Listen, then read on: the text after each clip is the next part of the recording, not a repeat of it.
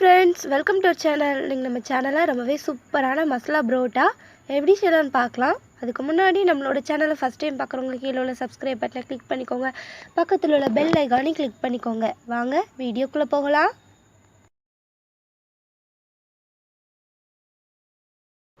First ஒரு பாத்திரத்தில் 1 cup அளவுக்கு மைதா மாவு சேர்த்துக்கோங்க. உப்பு தேவையான அளவு அதில் சேர்த்துடலாம். கொஞ்சமாக சுகர் சேர்த்துக்கலாம். இதை இப்போ நல்லா கலந்து விட போகிறோம். கையை வச்சு நல்லா கலந்து எடுத்துக்கலாம். இந்த மாதிரி நல்லா கலந்து விட்டுக்கோங்க. இப்போ இதில் தண்ணி கொஞ்சம் கொஞ்சமாக சேர்த்து நல்லா சாஃப்டான சப்பாத்தி மாவு பதத்துக்கு நம்ம கலந்து எடுத்துக்க போகிறோம்.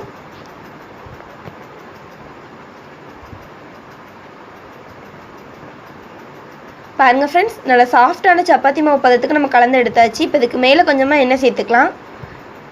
மேலே எண்ணெய் சேர்த்து எண்ணெய் எல்லா பக்கமும் படுற மாதிரி தடவி விட்டுக்கோங்க. இப்போ இதை ஒரு மூடி போட்டு மூடி வைக்கலாம். அரை மணி நேரம் இது அப்படியே இருக்கட்டும்.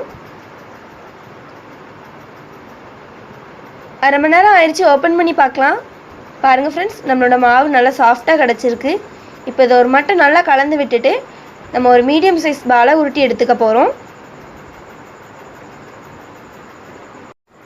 இந்த மாதிரி மீடியம் சைஸ் பாலை உருட்டி எடுத்துக்கலாம்.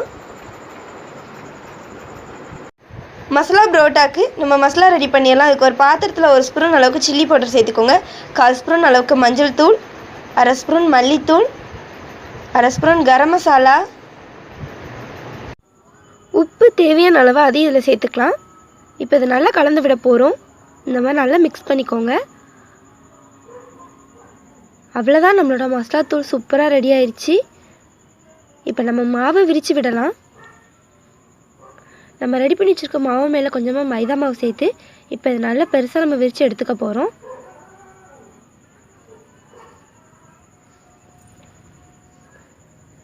பாருங்கள் ஃப்ரெண்ட்ஸ், இந்த மாதிரி ஓரளவுக்கு பெருசாக விரித்து எடுத்தாச்சு. இப்போ இதுக்கு மேலே கொஞ்சமாக எண்ணெய் சேர்த்து எண்ணெய் எல்லா பக்கமும் படுற மாதிரி தடவி விட்டுக்கலாம்.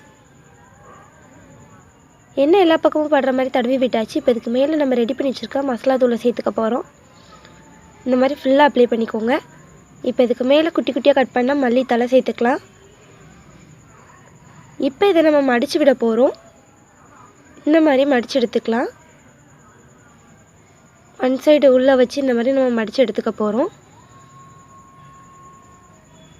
நம்ம மடித்து எடுத்ததை சுருட்டி எடுத்துக்கலாம். இந்த மாதிரி சுருட்டி விட்டுக்கோங்க. இப்போ இதை நம்ம விரித்து எடுத்துக்க போகிறோம். கட்டையை வச்சு இதை மீடியம் சைஸாக நம்ம விரித்து எடுத்துக்கலாம்.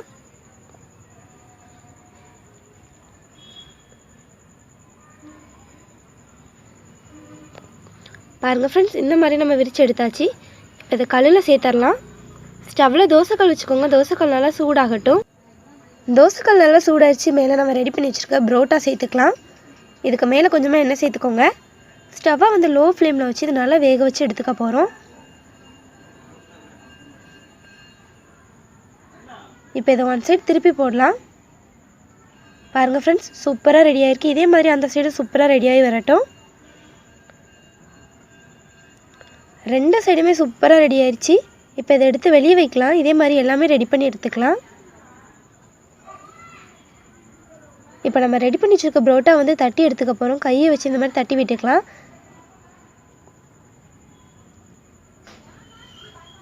பாருங்கள் ஃப்ரெண்ட்ஸ், நல்ல லேயராக கிடச்சிருக்கு. இப்போ இதை வேறு பாத்திரத்துக்கு மாற்றி வைக்கலாம். பாருங்கள் ஃப்ரெண்ட்ஸ், நம்மளோட மசாலா பரோட்டா இந்தளவுக்கு சூப்பராக ரெடி ஆயிடுச்சுன்னு. ரொம்ப ஈஸியாக செய்யலாம். டேஸ்ட்டும் சூப்பராக இருக்கும். இதுக்கு சைடிஷ் எதுவுமே வேணால் நம்ம அப்படியே சாப்பிட்லாம். நீங்களும் செஞ்சு பாருங்கள். இந்த வீடியோ உங்களுக்கு பிடிச்சிருந்தா தாயம்மாள் சமையலுக்கு சப்ஸ்கிரைப் பண்ணுங்கள், லைக் பண்ணுங்கள், ஷேர் பண்ணுங்கள், கமெண்ட் பண்ணுங்கள். தேங்க்யூ.